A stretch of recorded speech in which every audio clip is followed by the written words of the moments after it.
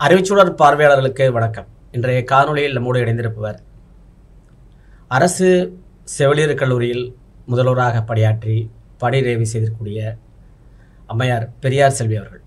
அம்மா வணக்கம். வணக்கம். இப்போ அதை ஒரு வாரமாகவே தமிழ்நாட்டில் இந்த இந்தி எதிர்ப்பு நிலை, மும்மொழி கொள்கை திணிப்பு, இந்த மும்மொழி கொள்கையை எதிர்த்து போராட்டங்கள், மும்மொழி கொள்கையை எதிர்த்து பல்வேறு விதமான கருத்துகள் அரசியல்வாதிகள்கிட்டையும் சரி, ஒன்றிய அரசும் சரி, தமிழ்நாடு அரசும் சரி, மக்கள்கிட்டையும் சரி, மாணவர்கள்ட்டையும் சரி, பொதுமக்கள்கிட்டையும் சரி, பெரிய அளவுக்கு இன்றைக்கு ஒரு பேசுபொருளாக மாறி சமூக வலைதளங்களில் ஏராளமான காணொளிகள், ஏராளமான கருத்துகள், எதிர்மறையான கருத்துகள், அதற்கு எதிரான கருத்துகள், இது போன்ற கருத்துகள் வரக்கூடியதை நம்ம பார்க்கக்கூடியதாக இருக்குது. இந்த பின்னணியில் இந்த இந்தி எதிர்ப்பு போராட்டத்தினுடைய பின்புலம் என்ன? நிச்சயமாக அனைவருக்கும் வணக்கம்.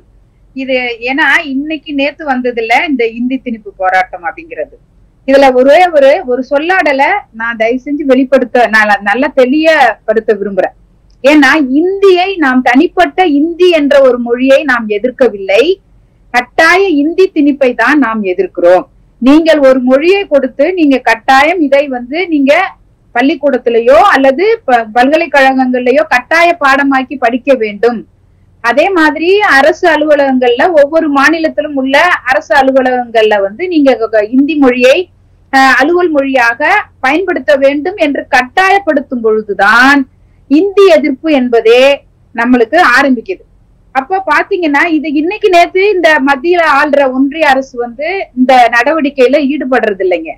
பாத்தீங்கன்னா 1937 ஆண்டே இதுக்கு முதல் புள்ளிய வச்சது பாத்தீங்கன்னா, அன்றைக்கு சென்னை மாகாணத்துல ஆட்சி செய்த காங்கிரஸை சேர்ந்த ராஜகோபாலாச்சாரியார் முதல்ல தீர்மானத்தை கொண்டு வந்து அனைத்து பள்ளிகளிலும் இந்தியை பயிற்றுவிக்க வேண்டும், இந்தியை கட்டாய பாடமாக வைக்க வேண்டும் என்று ஒரு தீர்மானத்தை கொண்டு வருகிறார்.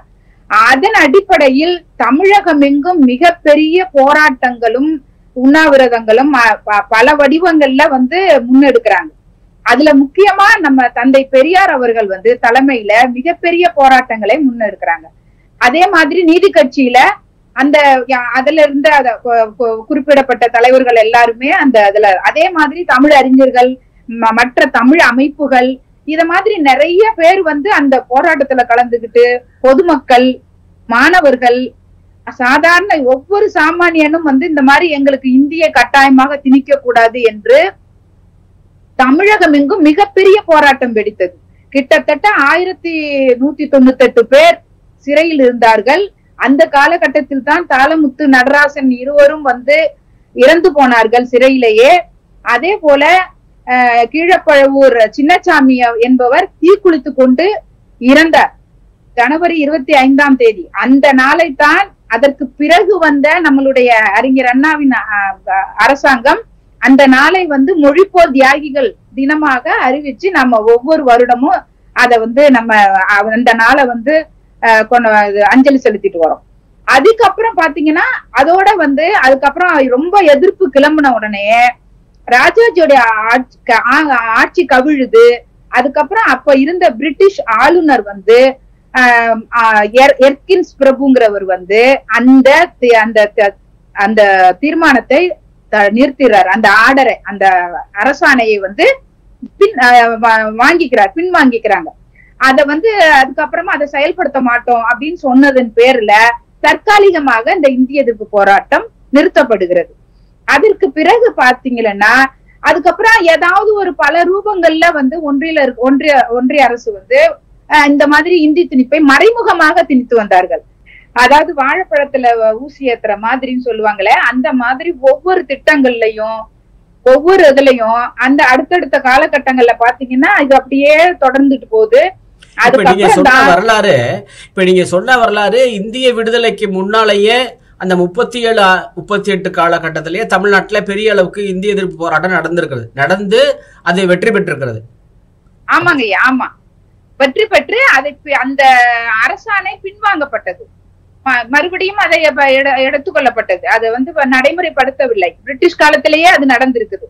அதற்கப்புறம் தான் திரும்பி நம்ம காங்கிரஸ் ஆட்சியில இருக்கும் பொழுது தற்காலிகமாக அதை நடைமுறைப்படுத்தல. அதற்கப்புறம் வந்த ஆட்சியும், அதாவது சுதந்திரத்துக்கு பிறகு.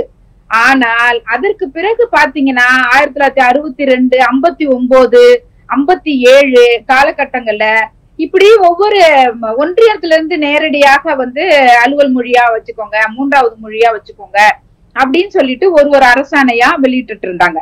இது இல்ல மும்மொழியா வச்சுக்கோங்க நீங்க இத வந்து. ஏன்னா இதுக்கு வந்து 1949 இந்திய அரசமைப்பு சட்டம் நியமன குழுக்கள் எல்லாம் சேர்ந்து எதையாவது நம்ம ஒரு மொழியை வந்து தேசிய மொழியா அறிவிக்கணும் அப்படின்னு முடிவு பண்றாங்க. அப்ப எந்த மொழிய பண்ணலாம் அப்படின்னா பெரும்பான்மையானர் வந்து இந்தி மொழிங்கிறாங்க, கொஞ்சம் பேரு ராஜஸ்தானி மொழிங்கிறாங்க. அப்ப கொஞ்சம் பேர் வந்து இப்படி பல மாதிரி சொல்றாங்க. தமிழ்நாட்டுல இருக்கிற கேரளாவில இருந்து போற அவங்கதான் வந்து இல்ல அப்படி பார்க்க போனா நீங்க தென்னிந்தியாவுல இருக்கிற எல்லா மொழிகளுமே சிறப்பு மிக்க மொழிகள், அப்ப அந்த மொழியெல்லாம் என்ன ஆகுறது அப்படின்னு சொல்லிட்டு எதிர்ப்பு பயங்கரமா தென்னகத்துல இருந்து எதிர்ப்பு வரவும் அதை தற்காலிகமா நிறுத்திட்டு தேசிய மொழின்னே ஒண்ணு வேண்டாம், நாம வந்து அலுவல் மொழியா வச்சுக்கலாம் இந்திய அப்படின்னு சொல்லிதான் முடிவு பண்ணி அந்த இதை பண்றாங்க. கூடவே வந்து அப்ப அதுக்கும் எதிர்ப்பு தெரிவிச்சதுக்கு அப்புறம் நேரு சொல்றாரு ஆங்கிலமும் தொடரலாம் அப்படின்னு சொல்றாரு. அப்ப வந்து அண்ணாவெல்லாம் எதிர்க்கிறாங்க, ஆங்கிலமும் தொடரலாம்னா அப்ப மே ஆர் மே நாட் பின்னு வந்துரும், அதனால வந்து மே ஆர் ஷால்னு வைங்க, அதாவது தொடரும் அப்படின்னு வைங்க அப்படின்னு சொன்னதுக்கு கடைசி வரைக்கும் ஒத்துக்கல. ஆனா அது அப்படியே தொடர்ந்துச்சு. அப்ப இது இந்த நான் முன்பே சொன்ன மாதிரி மறைமுகமான வழிகள்ல தான் இவங்க வந்து அந்த இந்திய நுழைப்பாங்க. அப்ப இதுக்கு ஒரு முற்றுப்புள்ளி வைக்கணும் அப்படிங்கிறதுக்காக அறிஞர் அண்ணா வந்து முதல்வர் ஆனதுக்கு பிறகு இந்த தீர்மானத்தை நிறைவேற்றுறார். இருமொழி கொள்கை தான் நம்மளுடைய தமிழ்நாட்டில் இருக்கும், அதாவது தமிழ் தாய்மொழி ஆட்சி மொழியாகவும் ஆங்கில மொழி இணைப்பு மொழியாகவும் இருக்கும் அப்படின்னு சொல்லிட்டு இருமொழி கொள்கை தான் நம்மளுடைய தமிழ்நாட்டுக்கு முக்கியம் அப்படின்னு சொல்லிட்டு முடிவெடுத்து அதை ஏகமனதா நிறைவேற்றுறாங்க. அதுதான் நம்மளுடைய தமிழ்நாட்டினுடைய இருமொழி கொள்கைங்கிறது. ஏன்னா மூன்றாவதா வந்து நம்ம அலுவல் மொழியா கூட வந்து நம்ம அரசு அலுவலகத்துல கிடையாது, அது ஒன்றிய அரசு அலுவலகத்துல அலுவல் மொழியா இருக்கலாம் அப்படிங்கிறது தான். நம்ம தமிழக அரசுல வந்து இந்த 2 மொழிகள் மட்டும்தான் எல்லா அரசு அலுவலகங்கள்லயும் அரசு நிறுவனங்கள்லயும் பயன்படுத்தப்படுகிறது. அது வந்து அதுக்கு அப்புறமா வந்து அப்படியே கொஞ்சம் கொஞ்சமா அப்படியே அந்த மறைமுக இந்தி திணிப்பை வந்து செஞ்சுக்கிட்டு இருந்தாங்களே ஒழிஞ்சு நேரடியா வந்து ஒரு அரசாணையோ இதுவோ கொடுக்கல.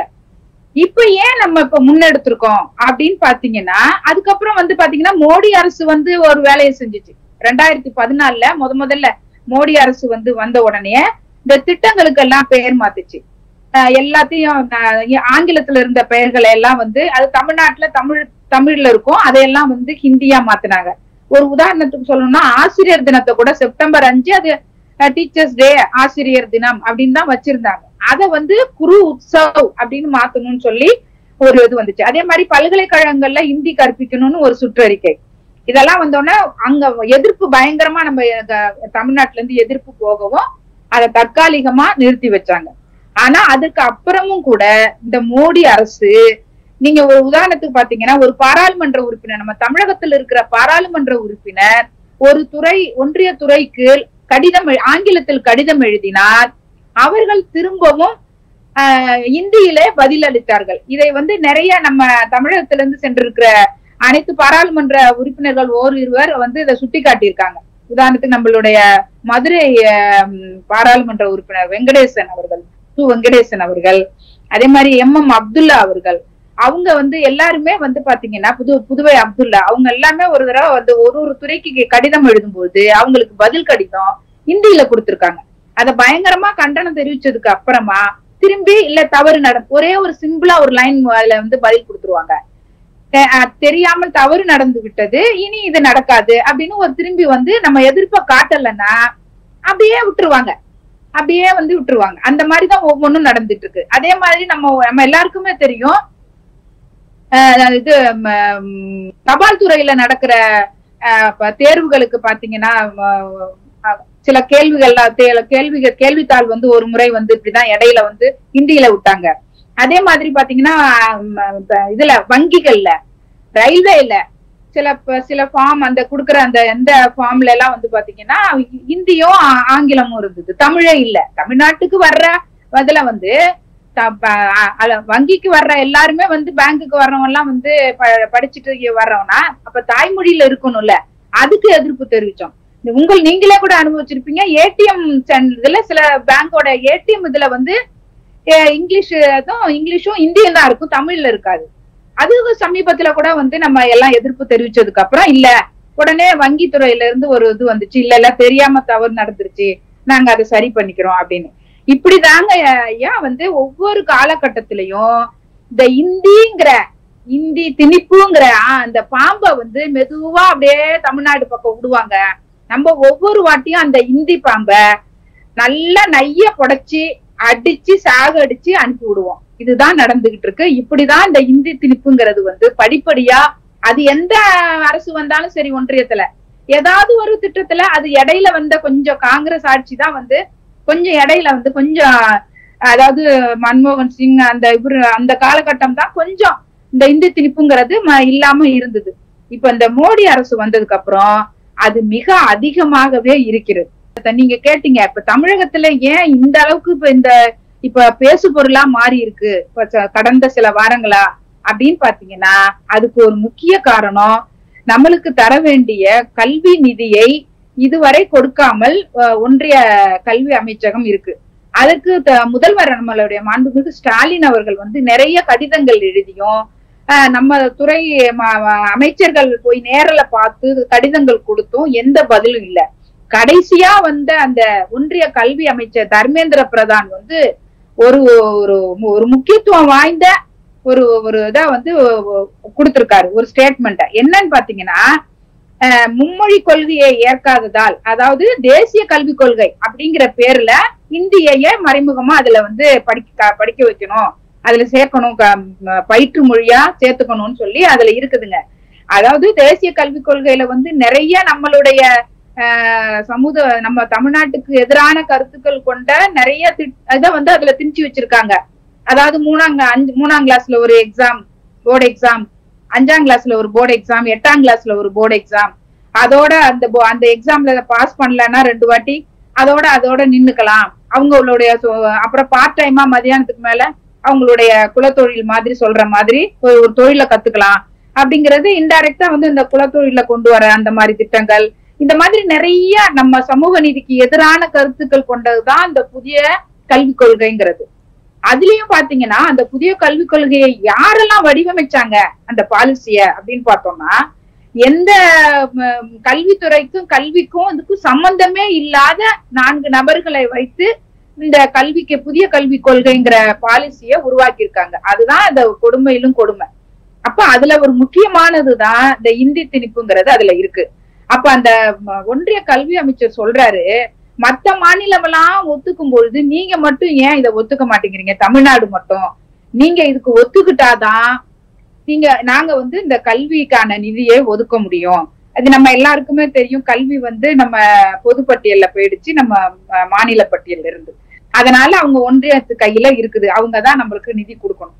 இதுல கொடுமை என்னன்னா, இப்ப இவர் சொன்ன இந்த வார்த்தை வந்து அறிஞர் அண்ணா வந்து இதுல பாராளுமன்றத்துல பேசின ஒரு வார்த்தை தான் ஞாபகம் வந்துச்சு. இதே மாதிரி ஒரு ஆர்குமெண்ட் அங்க பாராளுமன்றத்துல காரசாரமா நடக்குது. அப்ப நேரு சொல்லியிருக்காரு, பெரும்பாலானோர் பேசுற மொழி தானே இந்தியாவுல இந்தி, ஏன் அதை ஒத்துக்க மாட்டேங்கிறீங்க நீங்க அப்படின்னு ஒரு கேள்வியை கேட்டிருக்காரு. அதுக்கு அறிஞர் அண்ணா வந்து ஒரு சுவையான பதில் சொல்லியிருக்காங்க. அந்த பதில் தான் நம்ம இவருக்கு இப்ப சொல்லிட்டு இருக்காங்க, நம்ம எல்லாருமே நம்ம பதில் கொடுத்துட்டு இருக்கோம். அதாவது நிறைய பெரும்பான்மை அதிகமா உள்ள பறவை வந்து இந்தியாவுல காகங்கள் தான். அதை விட்டுட்டு ஏன் குறைவா இருக்கிற மயில வந்து தேசிய பறவையா அறிவிச்சீங்க? நிறைய இருக்குது அப்படிங்கறதுக்காகவே ஒரு மொழிய வந்து அது நாங்க நல்ல மொழின்னு ஏத்துக்க முடியுமா? அதுல ஏதாவது ஒரு இலக்கியம் இருக்கா? அதுல ஒரு இலக்கண நூல் இருக்கா? ஏதாவது அதுல வந்து பெரிய காப்பியங்கள் எழுதப்பட்டிருக்குதா? எதுவுமே கிடையாது அப்படின்னு சொன்னாரு. அந்த போனா இங்க இருந்து போனா பேரறிஞர் அண்ணா சொல்றதை வச்சு பார்த்தா பேசக்கூடிய ஆட்கள் மாறுகிறார்களே தவிர பேசக்கூடிய பொருள் ஒன்றாகத்தான் இருக்கிறது. அந்த காலத்துல இருந்து இன்று வரைக்கும் அதே பேச்சுதான், ஆட்கள் தான் மாறுகிறாங்க. ஏன் இந்தி படிச்சா என்ன, எல்லா மொழியும் படிக்கிறேன், இந்தி படித்தால் என்ன அப்படின்னு ஒரு கேள்வி கேட்கப்படுது. அதற்கு உங்களுடைய கருத்து எதுவாக இருக்கும்?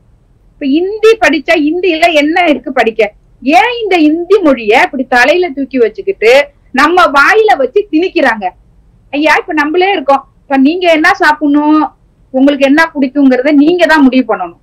நீங்க என்ன உடை உடுத்தணும், நீங்க என்ன உணவு உங்களுக்கு பிடிக்கும், நீங்க என்னத்த சாப்பிட விரும்புறீங்க, அதே மாதிரி எனக்கு என்ன உணவு பிடிக்கும், என்ன உடை உடுத்த பிடிக்குங்கிறத நான் தான் முடிவு பண்ணணும். அதை விட்டுட்டு நான் உங்க வாயில திணிச்சு, ஏங்க இது உடம்புக்கு நல்லதுங்க, ரொம்ப சத்தானதுங்க, இல்ல எல்லாரும் சாப்பிடுறாங்கங்க, நீங்களும் கொஞ்சம் சாப்பிடுங்களேன் அப்படின்னு சொல்லிட்டு சொன்னா எவ்வளவு ஒரு கேலி கூத்தா இருக்குங்க. அதுதாங்க நடந்துகிட்டு இருக்கு இன்னைக்கு. இதுல பெரிய நிறைய அறிவு ஜீவிகள்லாம் சொல்றாங்க, ஏன் ஹிந்தி படிச்சா என்ன உங்களுக்கு அதுல கஷ்டமா போயிடுது, ஒரு 3வது மொழி தானே, இன்னொரு மொழிய கத்துக்கிட்ட மாதிரி இருக்கட்டுமே அப்படின்னு சொல்லிட்டு. இப்ப நம்ம பிள்ளைங்க, இப்ப இன்னைக்கு நீங்க நம்ம பள்ளியில படிக்கிற பிள்ளைங்க அல்லது கல்லூரி முடிச்சிட்டு கூட இப்ப ஜெர்மன் போகணும், ஜெர்மன்ல போய் ஹையர் ஸ்டடி பண்ணணும் அல்லது ஜெர்மனில போய் வேலை பார்க்கணும்னு நினைக்கிற பிள்ளைங்க ஜெர்மனிய கத்துக்கிறாங்க. அங்க போனா ஜெர்மன்ல பேசி நம்ம நல்லா அங்க போய் வேலை வாய்ப்பு கிடைக்குது. அதே மாதிரி பிரான்ஸ் கத்துக்கிறாங்க. பிரான்ஸ் கத்துக்கிட்டு அங்க பாரிஸ்ல போய் இதுல போய் நம்ம படிக்க போறாங்க நம்ம பிள்ளைங்க, அங்க போய் வேலை வாய்ப்பு கிடைக்குது. அதே மாதிரி ஆங்கிலம், நிறைய நாடுகள்ல ஆங்கிலம், நம்ம ஆங்கிலத்தை இன்னொரு மொழியா எடுத்து படிச்சுட்டு இருக்கிறோம். அது தேவையில்லை, தமிழ் மொழியிலேயே படிச்சா கூட இப்ப நான் ஒரு வெளிநாட்டுக்கு போகணும், இப்ப நானே இருக்கேங்க ஐயா, இப்ப எங்களை மாதிரி செவிலியர்கள்லாம் இருக்காங்க. எங்களுக்கு பாத்தீங்கன்னா +2 வரைக்கும் தமிழ் மீடியத்துலதான் படிக்கிறோம். நர்சிங் ஆங்கில வழி கல்வி தான் இருந்தா கூட அதுல இன்டெப்த் நாலேஜ் இருக்காது. வெறும் அது ப்ரொஃபஷனல் இங்கிலீஷ்ல படிக்கிறது. ஆனா தனிப்பட்ட ஆங்கில அறிவுங்கிறது தனியா கோச்சிங் எடுக்கணும். IELTSங்கிற கோச்சிங் இருக்குங்க. அதை படிச்சுட்டு போய் அதுல ஒரு குறிப்பிட்ட அளவு மார்க் வாங்கிட்டாலே நம்ம வெளிநாட்டுல போய் செவிலியரா வேலை செய்யலாம். இது வெளிநாடுகளுக்கு தான். கல்ஃப் கண்ட்ரிஸ்க்கு பாத்தீங்கன்னா இந்த நம்ம வளைகுடா நாடுகளுக்கு அதுவும் தேவையில்லைங்க. ஓரளவு ஸ்போக்கன் இங்கிலீஷ் இருந்தா போதும், அங்க போய் அவங்களுடைய உருதுவ கத்துக்கலாம், அதை வச்சுக்கிட்டு நம்ம இது பண்ணிக்கலாம். இது மிக படிச்ச பிள்ளைங்க வேலை வாய்ப்புக்கு நம்ம பயன்படுறதுக்காக படிக்கிற மொழிகள். இப்ப நம்ம ஒரு கேள்விக்கு வருங்க ஐயா. இப்ப எல்லாரும் கேக்குறாங்கல்ல, இந்திய படிச்சுட்டா என்ன, இந்தி படிச்சா நல்லது தானே, என்ன ஐயா பண்ண முடியும் இந்திய படிச்சு அதிகபட்சம் என்ன பண்ணுவோம்? நம்ம இந்திய படிச்சுட்டு வடநாட்டுக்கு வேலைக்கு போறோமா? எல்லாம் டெய்லி நீங்க சென்ட்ரல் ஸ்டேஷன்ல போய் பாருங்க ஐயா, டெய்லி அப்படியே மூட்டை முடிச்சோட பீகார்ல இருந்தும் ஒரிசாவில இருந்தும் அந்த இதுல இருந்து எல்லாம் உத்தரப்பிரதேசத்துல இருந்தும் எல்லாம் சாரசாரையா இங்க இறங்குறாங்க, இங்க வேலை செய்ய. அவங்க தேவைன்னா இங்க மொழியை கத்துக்க போறாங்க. நம்ம தமிழ் மொழியை கத்துக்கிட்டு தான் இப்ப அவங்க வேலை பாக்குறாங்க. அதே மாதிரி ஏதோ தப்பி தவறி சரி அவங்க எல்லாம் சொல்ற மாதிரியே நம்ம அப்படி வடநாட்டுக்கு போய் ஒரு வேலை பார்க்கும் சூழலோ அல்லது அங்கேயே குடியேற சூழலோ ஏற்பட்டா நம்ம என்ன பண்ணுவோம்? கண்டிப்பா அங்க இருக்கிற மொழிய ஒரு கத்துக்கிட்டு போறோம். அதான் அண்ணாவே சொன்னாரு, இந்த இந்தியில ஒண்ணுமே இல்லையா, மொத்தமே 14 வார்த்தை தான். அந்த 14 வார்த்தைய 3 மாசத்துல கத்துக்கலாம், இல்ல 3 மாசம் கூட அதிகம்னாரு. முக்கியமான நாள் அந்த சொல்லியே சிரிப்பாரு. இந்த அதே மாதிரி தமிழ்நாட்டை தாண்டி ஆந்திராவுக்கு போகணும்னா இக்கட ரெண்டி அக்கட ரெண்டி அப்படின்னு சொல்லிட்டு சொன்னா முடிஞ்சு போச்சு. அக்கட ஏமி இக்கட ஏமி அப்படின்னு கேட்டா முடிஞ்சு போச்சு. அதே மாதிரி அங்க போனா எந்த மாதிரி பேசுறதுக்கு ஒரு 10 மொழிய 10 வார்த்தையை கத்துக்கிட்டா போதுமையா, அதுல வேற என்ன இருக்குதுன்னு கேட்டாரு அறிஞர் அண்ணா. அதே மாதிரிதான் இதுக்கு ஒரு மணி மேல போய் இப்ப இருக்கிற சில அறிவு ஜீவிகள் சொல்றாங்க, சரி படிச்சா என்னன்னு கேட்டதோட பரவாயில்லைங்கய்யா, என்ன சொல்றாங்க ஒரு சில அறிவு ஜீவிங்க எல்லாம், இப்ப அங்க நார்த் இந்தியாவுக்கு போய் ஒரு டாய்லெட் போகணும்னா எப்படி கேட்பீங்கன்னு கேக்குறாங்க. அதுக்கு ஒரு சுவையா ஒருத்தர் பதில் போட்டிருந்தாரு, ஒரு கைய காட்டுனா ஒண்ணுக்கு, 2 கைய காட்டுனா 2க்கு, இதுக்கு எதுக்கு ஹிந்தி படிக்கணும்னு ஒருத்தர் போட்டிருந்தாரு. இல்ல இது இவங்க அறிவு எப்படி பாருங்க. நம்மள நீங்க இப்ப இந்த மொழியை கத்துக்கோங்க, இதனால இந்த நிறைய இதுல இலக்கியங்கள் இருக்கு, இலக்கணங்கள் இருக்கு, நிறைய இதிகாசங்கள் இப்ப இதெல்லாம் இதுல இருக்கு, உங்களுக்கு அறிவு வளரும், நீங்க ஒரு அறிஞர் ஆகலாம். இப்ப இந்திய கத்துக்கிட்டீங்கன்னா இந்தியில அறிஞர் ஆகலாம், இந்திய கத்துக்கிட்டீங்கன்னா ஒரு பெரிய அறிவாளி ஆகலாம் அப்படின்னு சொன்னா பரவாயில்ல. போய் நீங்க பானிபுரிய எப்படி என்ன சொல்லி கேட்பீங்க, டாய்லெட்டுக்கு போய் நார்த் இந்தியாவில போய் என்ன கேட்பீங்க, அங்க போய் டூரிஸ்டா போனீங்கன்னா எப்படி ஹிந்தி பேச தெரியாம எப்படி சமாளிப்பீங்க, இப்படிதான் சொல்றாங்களே. இதுக்கு ஒரு மொழிய ஒரு பாடமா எடுத்து படிக்க வேண்டிய அவசியமே நம்மளுக்கு கிடையாது. நம்மளுக்கு தேவைன்னா படிச்சுட்டு போறோம். இதுக்கு ஒரு மிகப்பெரிய உதாரணமே சொல்லலாம். சமீபத்துல ஒரு என்ன சொல்றது பயோகிராபி மாதிரி நம்ம ரிட்டையர்டு IAS பாலகிருஷ்ணன் நம்ம ஐயா அவங்க வந்து சொல்லியிருக்காங்க. அவரு வந்து இளங்கலை முதுகலை எல்லாமே பாத்தீங்கன்னா தமிழ் மீடியத்துல படிச்சுட்டு தமிழ்லயே IAS பாஸ் பண்ணி அவர் ஒரிசாவுல போய் போஸ்டிங் போய் கிட்டத்தட்ட ஒரு 26 வருஷம் அங்க இருந்து அவர் வந்து பல துறைகள்ல உள்துறை செயலாளரா இருந்திருக்காரு. தமிழ் இலக்கியம் வந்து மத்திய BA தமிழ் MA தமிழ். ஆமாங்க ஐயா, ஆமா. அது மட்டும் இல்ல, இதுல மத்திய இதுலயும் வந்து அந்த இந்த துறை அது என்ன சொல்றதுங்க தேர்தல் ஆணையத்திலையும் வந்து அவர் உதவி தேர்தல் ஆணையராகவும் பணிபுரிஞ்சிருக்காரு. இப்படி பல ஒன்றிய துறைகள்ல வந்து இருந்திருக்காரு. அவரு சொல்றாரு, இந்தியில எனக்கு பேசவும் தெரியாது எழுதவும் தெரியாது, நான் இவ்வளவு வருஷம் இருந்து நான் வந்து இப்ப பணி ஓய்வு பெற்றிருக்கேன்னு சொல்றேன். பணி ஓய்வு பெற்றிருக்காரு. நான் என்னுடைய இதை வந்து நான் ஆங்கிலத்தையும் நான் கத்துக்கிட்டேங்கிறாரு. நான் ஆங்கிலத்தையும் நான் கத்துக்கிட்டு நல்லா பேசுவேன், நான் ஆங்கிலத்திலேயே நிறைய புத்தகம் எழுதியிருக்கேன். அதே மாதிரி ஒரிசா மக்கள்கிட்ட பேசுறதுக்காக அங்க உள்ளவங்க கிட்ட கம்யூனிகேட் பண்றதுக்காக நான் ஒடியா மொழியை கத்துக்கிட்டேன். அதுலயும் எனக்கு பேச தெரியும், எனக்கு வந்து எழுத தெரியும். அந்த நூல்களையே நான் வந்து மொழிபெயர்க்கிற அளவுக்கு நான் அதுல தேறி இருக்கேன்னு சொல்றாரு. இதை விட ஒரு உதாரணம் என்னங்கய்யா வேணும்?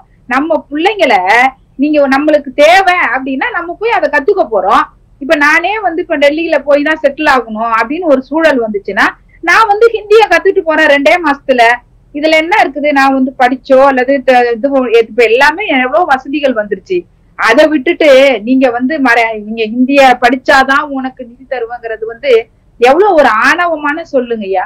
இப்ப இன்னொரு கேள்வி, இப்ப ஹிந்தி தெரியாம பிற மாநிலங்களுக்கு சென்று அல்லது வட மாநிலங்களுக்கு சென்று தமிழ் மட்டுமே அறிந்தவர்கள், தமிழை இங்கே தமிழ்நாட்டில் படித்து பதவிகளுக்கு சென்ற பெரிய அச்சீவ்மெண்ட்ஸ், பெரிய சாதனை நிகழ்த்தியவர்களை உங்களால் சொல்ல முடியுமா? நான் முன்பே குறிப்பிட்டது போல வந்து பாத்தீங்கன்னா நம்ம பாலகிருஷ்ணன் IAS வந்து பாத்தீங்கன்னா அவர் வந்து ஒடிசாவுல போயிட்டு தமிழ் வழி கல்வியில படிச்சுட்டு IAS ஆபீசரா இருந்திருக்காரு. அங்க போய் அவர் ஒடியா மொழியை கத்துக்கிட்டு அங்க பல பணிகள்ல இருந்திருக்காரு. நம்மளுக்கு அதை விட அதற்கு முன்பே வந்து நம்மளுடைய முன்னாள் குடியரசுத் தலைவர் மறைந்த டாக்டர் APJ அப்துல் கலாம் அவர்கள் தமிழ் வழியில படிச்சுட்டு தான் அவர் வந்து என்ஜினியரிங் முடிச்சுட்டு அதுக்கப்புறம் இஸ்ரோல வந்து விஞ்ஞானியா இருந்து பல வருடங்கள் அதுல பணிபுரிஞ்சு பிறகு இந்த இந்திய நாட்டிற்கு வந்து குடியரசுத் தலைவரா ஆனாரு. அவரு பாத்தீங்கன்னா நல்ல ஆங்கிலம் கத்துக்கிட்டு ஆங்கில புலமை வாய்ந்தவர். அதே போல பாத்தீங்கன்னா தமிழ்லயும் நிறைய நூல்கள் எழுதியிருக்கிறாரு, தமிழ்லயும் நல்ல பேசக்கூடியவர். அந்த அளவுக்கு அவர் வந்து ஒரு புலமை வாய்ந்தவர். அது அவரே சொல்லியிருக்காரு பல இடங்கள்ல.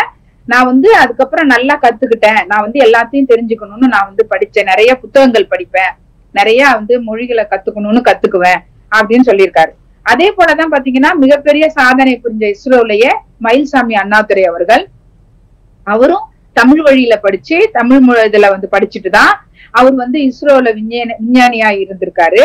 அதே போல மயில்சாமி அண்ணாதுரை அவர்களுக்கு அப்ப பிறகு வந்த நம்ம சிவன்கிறவரு நம்ம தமிழ்நாட்டுல இருந்து தமிழ் வழியில் படிச்சுட்டு போன ஒரு இஸ்ரோவுடைய டைரக்டர் தான்.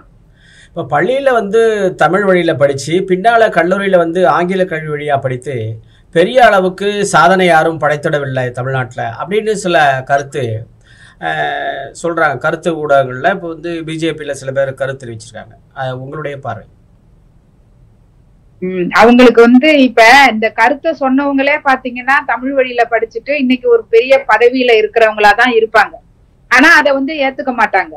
ஏன்னா அன்றைக்கு வந்து எல்லாராலையும் ஆங்கில வழி கல்வியில படிக்க முடியாது. இப்ப கடந்த ஒரு 10-20 ஆண்டுகளாலதான் வந்து ஆங்கிலமும் இணைமொழியா வச்சுக்கிட்டு நிறைய ஆங்கில வழி கல்வி பள்ளிகள் வந்திருக்கு, கல்லூரிகள் வந்திருக்கு.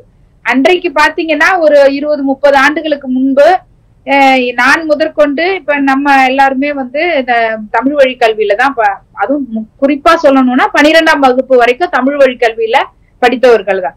அதற்கு பிறகு தொழில் கல்வியோ அல்லது நம்மளுடைய தொழில் படிப்புகளோ வேண்டுமானால் அது பயிற்று மொழியாக ஆங்கிலம் இருந்தது. அதனால நம்ம வந்து அந்த ஆங்கில வழியில படிச்சோம்.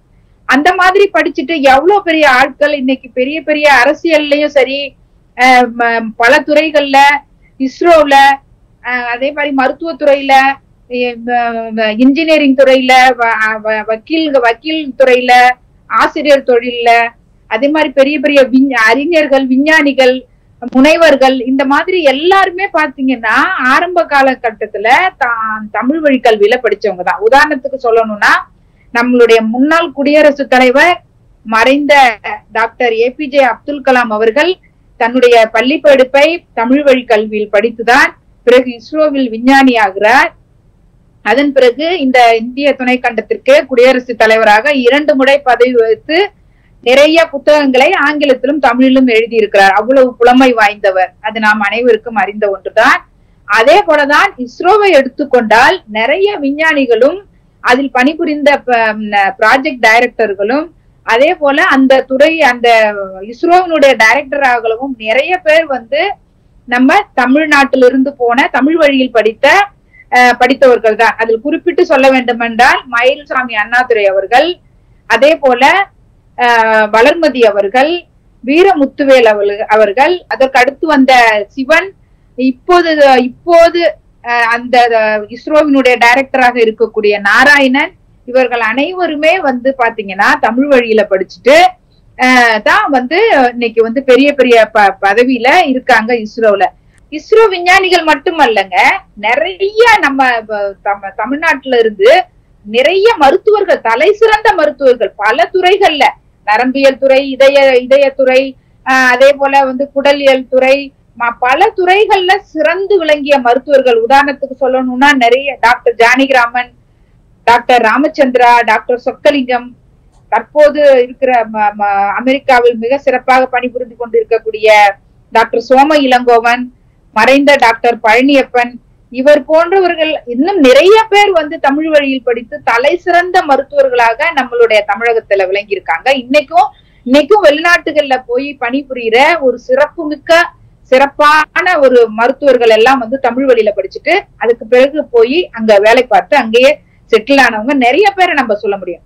அதே மாதிரிதான் அனைத்து துறைகளுமே. இப்ப வக்கீல்கள்ல பாத்தீங்கன்னா மிகப்பெரிய பெரிய ஜாம்பவான்கள்லாம் நம்ம தமிழ்ல படிச்சுட்டுதான் இன்னைக்கு பெரிய சுப்ரீம் கோர்ட்ல இருக்கட்டும், உயர் நீதிமன்றத்திலயா இருக்கட்டும், நிறைய மூத்த வழக்கறிஞர்களா இருக்காங்க. அதே மாதிரி நீதி அரசர்கள், எவ்வளவு நீதி அரசர்கள் நம்ம தமிழகத்துல இருந்து தமிழ் வழியில படிச்சவங்க. அதே மாதிரி எல்லா துறையும் சொல்லிட்டே போலாம். பல்கலைக்கழகங்கள்ல இருக்கிற பேராசிரியர்கள், அதே போல பாத்தீங்கன்னா இன்னைக்கு ஒவ்வொரு பல்கலைக்கழகத்திலும் இருக்கிற முதல்வர்கள் அல்லது அதே மாதிரி முனைவர்கள், இந்த மாதிரி நம்ம சொல்லிட்டே போகலாம். எல்லாருமே தமிழ் வழியில படிச்சு இன்னைக்கு அரசியல் பெரிய ஆளுமைகள் யாரு இன்னைக்கு இருக்கிற நம்ம முதல்வர் MK ஸ்டாலின்ல இருந்து, அதே போல இன்னைக்கு பல பாராளுமன்ற உறுப்பினர்கள்ல இருந்து, பல அமைச்சர்கள்ல இருந்து எல்லாம் தமிழ் வழியில படிச்சுட்டுதான் இன்னைக்கு அவ்வளவு ஒரு மிக சிறப்பு மிக்க ஒரு பதவிகளை வகித்து கொண்டிருக்காங்க. இதை நம்ம நிறைய அப்படி சொல்லிக்கிட்டே போகலாம். ஒரே ஒரு விஷயம்தான் நம்ம இங்க சொல்லணும். இதுல நம்ம ஒட்டுமொத்தமா நம்ம என்ன சொல்ல விரும்புறோம் இந்த இந்தி எதிர்ப்பை பத்தி அப்படின்னு பாத்தீங்கன்னா, நம்ம எந்த ஒரு குறிப்பிட்ட மொழிக்குமே நம்ம எதிரி கிடையாதுங்க. அவங்க தாய்மொழி எப்படி நம்ம தாய்மொழி நம்ம தமிழ் நம்மளுக்கு ரொம்ப முக்கியமோ, நம்மளுக்கு உயிரோ, அதே போல இந்தி தாய்மொழியா வைக்கிறவங்களுக்கு அது அவங்களுக்கு முக்கியம். அதே மாதிரி கேரளாக்காரவங்களுக்கு மலையாளம் முக்கியம், ஆந்திராக்காரவங்களுக்கு தெலுங்கு முக்கியம். அதே போல யாரும் இன்னொருத்தருடைய மொழியை இன்னொருத்தர்கிட்ட திணிக்கிறத தான் நம்ம எதிர்க்கிறோம். இந்தியாங்கிறது ஒரே நாடு கிடையாது, பல யூனியன் பிரதேசங்களை கொண்ட ஒரு நாடு தான், டெமோக்ராட்டிக் கண்ட்ரி. இதுல போயிட்டு நீங்க நீ இததான் சாப்பிடணும், நீ இததான் உடுத்தணும் அப்படின்னு வற்புறுத்துறத தான் நம்ம எதிர்க்கிறோம். இப்ப இந்தி மொழியை பத்தி, இந்தி மொழி திணிப்பை பத்தி பெரிய அளவுக்கு விவாதங்கள் போய்கொண்டிருக்கூடிய இந்த சமயத்துல இந்திய குடியரசுத் தலைவர், இந்திய துணை குடியரசுத் தலைவர் அவர் ஒரு குண்டை போட்டு உடைச்சிருக்கார். திராவிட கருத்தியல் பேசக்கூடியவர்கள் நம்ம சொல்லக்கூடிய கருத்தை அவர் உளறிட்டாருன்னு கூட சொல்லலாம். ஏன்னா ஒரு இனத்தை அழிக்க வேண்டுமானால் அவருடைய மொழியை அழிக்க வேண்டும் என்று அந்த வகையில் முதல்ல ஒரு இனத்தை அழிக்க வேண்டும் என்று குறிவைக்கக்கூடியவர்கள் அந்த இடம் பேசக்கூடிய மொழி மேல் கை வைப்பார்கள், அதை அழிப்பார்கள் என்று நாம் பேசியிருக்கிறோம். அதுதான் யூனிவர்சலாக உள்ளக்கூடிய ஒரு உண்மை. அதை குடியரசுத் தலைவர், துணை குடியரசுத் தலைவர் சொல்லியிருக்கார். அதை நீங்க எப்படி பாக்குறீங்க? அதுக்கு அந்த குடியரசு துணைத் தலைவர் திரு ஜெகதீப் தன்கர் அப்படி அவர் வந்து என்ன சொல்லியிருக்காருன்னா, ஒரு நிலத்தை கைப்பற்ற வேண்டும் என்றால் அந்த நிலத்தில் பேசக்கூடிய மொழியை முதலில் அழிக்க வேண்டும் அப்படின்னு சொல்லியிருக்காரு. இது காலாகாலமா நூற்றாண்டு காலங்களாக இதைத்தான் பின்பற்றி இருக்கிறார்கள். அந்த வழியை நாமும் தொடர வேண்டும் அப்படின்னு சொல்லியிருக்காரு. இந்த கூற்றுக்கு ஒரு 2-3 நாட்களுக்கு முன்னாடிதான் நம்மளுடைய பாராளுமன்ற உறுப்பினர் திரு கனிமொழி அவர்கள் அவங்க வந்து இந்த மாதிரி நீங்க இப்படி மறைமுகமா வந்து மும்மொழி கொள்கையை ஏத்துக்கிட்டாதான் நாங்க கல்வி நிதியை ஒதுக்க முடியும், இல்லைன்னா நாங்க தர முடியாதுன்னு சொல்றது எப்படி இருக்குதுன்னா, ஒரு ஒரு மாநில சுயாட்சி பெற்ற ஒரு மாநிலங்களை வந்து ஒடுக்குவதற்கு நீங்க மறைமுகமா இந்த மாதிரி வேலைகளை செய்யறீங்க, அதன் மூலமா எப்படியாவது எங்களை வந்து ஒரு நிர்பந்தத்துக்கு உள்ளாக்குறீங்க, ஒரு மொழியை திணிக்கிறதுக்கு நிர்பந்தத்துக்கு உள்ளாக்குறீங்க. அப்படி இல்லைன்னா எங்களுக்கு சரியான நிதி கிடைக்காம, எங்களுக்கு வந்து போதுமான வசதிகள் செய்து தர முடியாம கல்வித்துறையை வந்து அப்படியே ஒரு வழியிலயா வந்து முடக்கி எங்களுடைய தமிழ் மக்களை வந்து படிக்க விடாம பண்றதுக்கும், மேலும் வளர்ச்சி அடைஞ்ச மாநிலமா இருக்கிறதுனால அதையும் வந்து நீங்க ஒடுக்குறதுக்கு பாக்குறீங்கன்னு சொல்லியிருக்காங்க. அந்த கருத்தை ஒத்து போற மாதிரி, அதை ஒப்புத்துக்கிற மாதிரியே அவருடைய பேச்சு அமைஞ்சிருக்குது அப்படின்னு தான் நம்ம பார்க்கணும். அவரு மட்டும்தான் இப்படி இந்த ஸ்டேட்மெண்ட் கொடுத்திருக்காரு அப்படின்னு பார்த்தோம்னா, ஒருபடி மேல போய் உத்தரப்பிரதேசத்துல இருக்கிற ஒரு பாஜக அமைச்சர் சஞ்சய் நிஷாத் அப்படிங்கிறவரு, நீங்க எல்லாம் ஏன் இந்தி மொழிய பேச வந்து ஒத்துக்க மாட்டேங்கிறீங்க, இந்தி மொழிய கத்துக்கிறதுக்கு ஒத்துக்க மாட்டேங்கிறீங்க, அப்படி இந்தி பேச விருப்பம் இல்லாதவர்கள், இந்தி பேச முடியாதவர்கள் இந்த நாட்டை விட்டே வெளியேறி வேறு எங்காவது செல்லுங்கள் அப்படின்னு சொல்றாரு. அப்பப்ப பூனைக்குட்டி வெளியில வர்றது மாதிரி அப்பப்போ வந்து இந்த பாஜகவுல இருந்து ஒருத்தர் வந்து ஒரு சிலர், இந்த ஒரு சில எம்பிக்கள், ஒரு சில முக்கிய பிரதிநிதிகள், மந்திரிகள், இவங்க எல்லாம் என்ன பண்றாங்க அப்படின்னா, அப்பப்போ அவங்க உள்ள அடக்கி வச்சிருக்கிற அந்த மறைமுக திட்டத்தை, அந்த மறைமுக எண்ணங்களை அப்படியே வெளிப்படுத்திடுறாங்க. அதனுடைய வெளிப்பாடுதான் இந்த இதெல்லாம். இது என்னன்னா, இது ஒண்ணும் இல்ல. இப்ப நம்ம நல்லா பார்த்தோம்னா, ஒவ்வொரு வழியில வந்து ஒரு மாநிலத்தை ஒடுக்குறது, அதுவும் குறிப்பா தமிழ்நாட்டை குறி வச்சு ஒடுக்குறாங்க. அதே மாதிரி நம்ம அண்டை மாநிலமான கேரளத்தை ஒதுக்குறாங்க. இந்த 2 மாநிலமுமே பாத்தீங்கன்னா நல்ல வந்து ஒரு கல்வி வளர்ச்சியில, கல்வி குறியீட்டுல, உயர்கல்வி படிப்பவர்களுடைய குறியீடு பாத்தீங்கன்னா கிட்டத்தட்ட 53%. இது இந்திய தேசிய அளவு குறியீட்டை விட நம்ம அதிகமா இருக்கோம். அவங்க என்ன சொல்றாங்க, 2030க்குள்ள நம்ம 52% அடையணும், நம்ம உயர்கல்வி பெறவங்களுடைய சதவீதத்தை அடையணும்னு சொல்றாங்க. ஆனா நம்ம இப்பவே நம்மளுடைய தமிழ்நாடு வந்து 53% அடைஞ்சிருக்குது. அப்ப நம்ம என்ன பண்றாங்க அப்படின்னா, எப்படியாவது நம்மள ஒடுக்கணும், நம்ம மக்களை படிக்க விடாம, முன்னேற விடாம, நம்ம மாநிலத்தை அவ்வளவு தடுக்கணும். அதே இதுவரைக்கும் நிறைய செய்திகளை பகிர்ந்திருக்கேன். உங்க நேரத்துக்கு மிக்க நன்றி. நன்றி.